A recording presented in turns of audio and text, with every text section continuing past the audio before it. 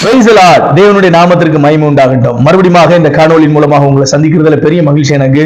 தொடர்ச்சியாக நாம் தேவனுடைய தலையீடு என்கிற தலைப்புல கர்த்தருடைய வார்த்தையை தியானித்து வருகிறோம். நிச்சயமாக நீங்கள் இந்த வார்த்தையினால் ஆசீர்வதிக்கப்படுவீர்கள் என்று நான் கிறிஸ்துவுக்குள் நம்புகிறேன். என் அன்புக்குரியவர்களே, இன்றைக்கும் தேவனுடைய தலையீடு என்கிற அந்த வார்த்தையை மையமாய் வைத்து எந்த இடத்தில் தேவன் தலையிடுகிறார், எப்பொழுது நம்முடைய வாழ்க்கையில் அவர் தலையிடுகிறார், அவர் தலையிடும் பொழுது வாழ்க்கையில் என்ன நடக்கிறது என்பதைத்தான் தொடர்ச்சியாக இதை தியானித்து வருகிறோம். என் அன்புக்குரியவர்களே, இன்றைக்கு தேவன் தலையிடுகிற மிக முக்கியமான ஒரு இடம் என்ன, எப்பொழுது அவர் தலையிடுவார் என்று கேட்டால், நாம் எப்பொழுது பாவம் செய்கிறோமோ, நாம் எப்பொழுது பாவம் செய்து தேவனுடைய பிரசன்னத்தையும் தேவனுடைய உறவையும் தேவனுடைய ஆவிக்குரிய அந்த ஆசீர்வாதங்களையும் இழக்கிறோமோ, அப்பொழுது தேவன் தலையிடுவார். கவனிங்க, ஆதியாகமம் 3ஆம் அதிகாரத்தில் நம்ம எல்லாருக்கும் தெரியும், ஆதாம் ஏவாள் அவர்களை ஏதேன் என்கிற அற்புதமான தோட்டத்தில் கொண்டு போய் வைத்து அவர்களிடத்தில் எல்லாவற்றையும் ஆண்டு கொள்ளவும் அனுபவிக்கவும் பாதுகாக்கவும் தேவன் கொடுத்திருந்த போதிலும் அங்கே 2 விருட்சத்தின் கனிகளை புசிக்க கூடாது என்று ஆண்டவர் பிரமாணமாய் கொடுத்திருந்தார். ஆனால்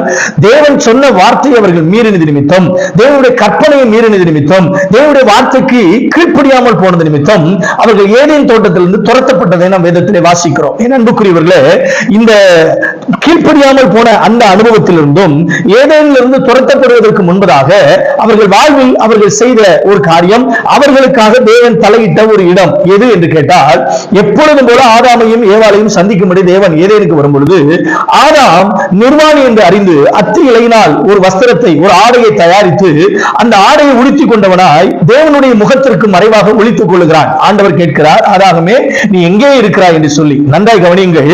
அவன் ஆதாம் சொல்லுகிறான், நான் நிர்வாணியாய் இருக்கிறதுனால் ஒளிந்திருக்கிறேன். ஆண்டவர் கேட்கிறார், நீ நிர்வாணி என்று உனக்கு சொன்னது யார்? ஏனென்றால் நிர்வாணி என்று சொல்லப்படுவதற்கு முன்பதாக ஆண்டவர் அவனுக்கு மகிமையான வஸ்திரத்தை கொடுத்திருந்தார். நான் இப்படி சொல்லுவேன், அந்த வஸ்திரம் மறுரூபத்தின் வஸ்திரம். நான் இப்படி சொல்லுவேன், இன்னும் அழகாய் உங்களுக்கு தெளிவாய் புரியுற மாதிரி சொல்லணும் அப்படின்னு சொன்னா, ஆதாம் தேவனுடைய சாயலின்படியும் ரூபத்தின்படியும் படைக்கப்பட்டவர். நல்லா கவனிக்கணும்.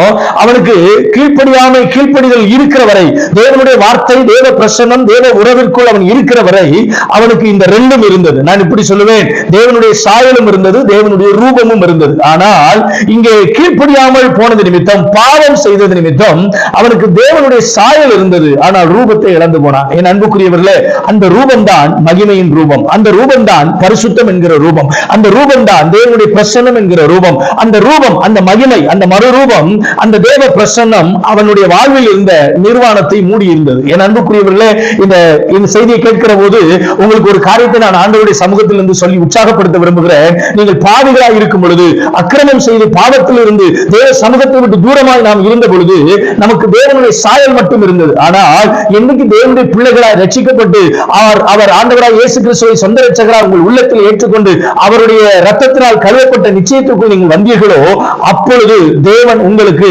அவருடைய ரூபத்தை கொடுத்திருக்கிறார், மகிமையின் ரூபத்தை கொடுத்திருக்கிறார், நீங்கள் பரிசுத்தவான்கள் என்கிற ரூபத்தை கொடுத்திருக்கிறார். என் அன்புக்குரியவர்களே, இந்த மகிமையான அந்த அனுபவத்தை, அந்த மகிமையான ஜீவியத்தை, அந்த மகிமையான அந்த ரூபத்தை, அந்த பிரசன்னத்தை நாம் இழக்கும் பொழுது தேவன் தலையிடுவார், தேவன் தலையிடுவார். என் அன்புக்குரியவர்களே, வேதம் இங்கே அழகாய் சொல்கிறது, அவன் அத்தி இலையினால் வஸ்திரத்தை தரித்து உடுத்திக் கொண்டிருந்த போது கர்த்தர் தலையிட்டு அவனுக்கு தோல் உடையை உண்டாக்கினார் என்று சொல்லப்பட்டிருக்கிறது. தோல் உடையை உண்டாக்கினார். என் அன்புக்குரியவர்களே, அந்த தோல் உடை எங்கே இருந்து வந்தது? அந்த தோட்டத்தில் இருந்து ஒரு மிருகம் கொல்லப்பட்டது, அந்த மிருகத்தில் இருந்து எடுக்கப்பட்ட தோலை ஆண்டவர் அவனுக்கு வஸ்திரமாய் கொடுத்தார். என் அன்புக்குரியவர்களே, ஏன் அந்த காரியம் செய்யப்பட்டது என்றால், வேதம் சொல்லுகிறது, எபிரேயர் நிருபத்தில் இரத்தம் சிந்துதல் இல்லாமல் பாவ மன்னிப்பு இல்லை. அங்கே ஏதேனிலே முதல் பலி செலுத்தப்பட்டது, முதல் இரத்தம் சிந்தப்பட்டது. காரணம், ஆண்டவர் ஏதேனிலே ஆதாமுக்காக ஏவாளுக்காக தலையிட்டார். அவருடைய பாவ சாப காரியத்திலிருந்து அவர்களை விடுவிக்கும் பொருட்டாக அவரே கிருபாதார வழியாக ஒப்புக் கொடுக்கப்பட்டதற்கு அடையாளமாக இரத்தம் சிந்தப்பட்டது. என் அன்புக்குரியவர்களே, தேவன் உங்களுக்காக தலையிடுவார். எப்பொழுது நீங்கள் பாவம் செய்யும் பொழுது, தேவ பிரசன்னத்தை இழக்கும் பொழுது, தேவனுடைய மகிமையை இழக்கும் பொழுது, தேவன் உங்களுக்கு தந்ததான அந்த மகிமையான ரூபத்தின் மகிமையை இழக்கும் பொழுது ஆண்டவர் உங்களுக்கு தலையிடுவார். அவர் தலையிடும் பொழுது என்ன நடக்கிறது? அவர் தலையிடும் பொழுது அவர் தன்னையே ஜீவ பலியாக விலையேற பெற்ற இரத்தத்தை உங்களுக்கு கொடுத்து மீட்கும் பொருளாக, உங்களை மீட்கும் பொருளாக அவர் தலையிடுவார். இந்த இரவு நேரத்தில் இந்த செய்தியை கேட்டுக் கொண்டிருக்கும் போதே பரிசுத்த ஆவியானவர் உங்களை தொட விரும்புகிறார். உங்கள் வாழ்வில் எந்த இடத்தில் விழுந்தீர்களோ, எந்த பாவத்தினால் தேவ தரிசனத்தை இழந்தீர்களோ, எந்த அக்கிரமத்தினால் தேவன் உங்களுக்கு தந்த மகிமையான வாழ்வை இழந்தீர்களோ, அந்த இடத்துல தேவன் தலையிட்டு அவருடைய விலையேறப்பட்ட ரத்தத்தை உங்களுக்காய் கொடுத்து அவர் உங்களை மீட்கும் பொருளாக தலையிடுகிறார். உங்கள் வாழ்வில இழந்த இடத்திலிருந்து உங்களை தூக்கி எடுக்கும்படியாக தலையிடுகிறார். நீங்கள் எந்த இடத்துல நெருங்கி போனீர்களோ அந்த இடத்துல தூக்கும்படியாக உங்களுக்கு தலையிடுகிறார்.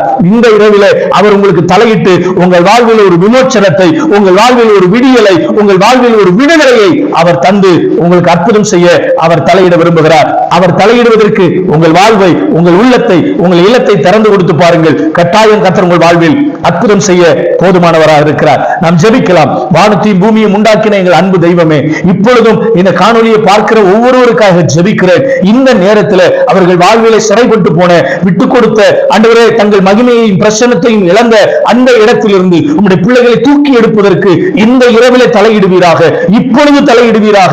அவர்களை மீட்கும் பொருளாக உம்முடைய விலையேறப்பட்ட ரத்தம் கிரியை செய்யட்டும் என்று சொல்லி ஜெபிக்கிறேன். இயேசுவின் நாமத்தினால் ஆண்டவரே இந்த காணொலியை பார்த்துக் கொண்டிருக்கிற ஒவ்வொருடைய வாழ்விலும் விட முடியாத ரகசிய பாவங்களில் இருந்து, ஆண்டவரே வெளியே வர முடியாத சிறையிருப்புகளில் இருந்து என் ஆண்டவர் தலையிட்டு அவர்களை தூக்கி எடுத்து அவர்களுக்கு அற்புதம் செய்வீராக. உம்முடைய அன்பு கரத்துக்குள் ஒப்புக் கொடுக்கிறோம். இயேசு கிறிஸ்துவின் நாமத்தில் ஜெபிக்கிறேன் நல்ல பிதாவே.